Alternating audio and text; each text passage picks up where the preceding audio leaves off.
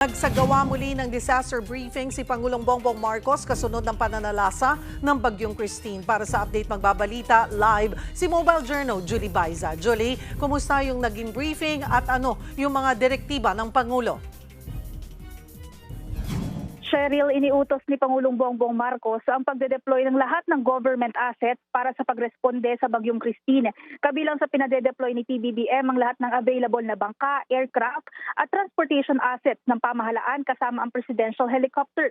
Para sa manpower, iniutos din niya ang full mobilization ng AFP personnel at iba pang uniform agencies para sa rescue at relief operations. Kanselado rin ang leave ng mga uniform personnel maliban na lang kung medical o humanitarian ang dahilan.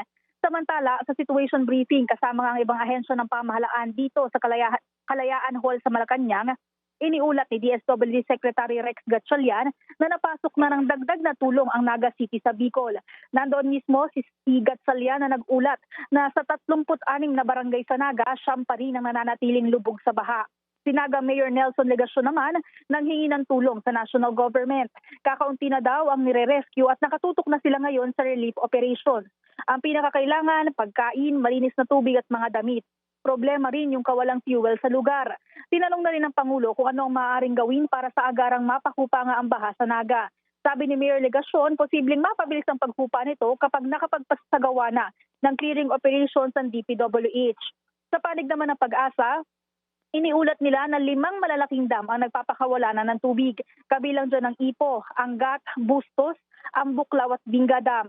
Cheryl, mamaya mula ngayong alas 12 hanggang alas 3, inaasahan din na mag-aerial inspection ng Pangulo sa mga coastal towns at sa Noveleta sa Cavite. Sa Batangas, iikutin din niya ang mga bayan ng Laurel, Nasugbu at Calatagan. Cheryl? Maraming salamat, Mobile Journal Julie Baiza.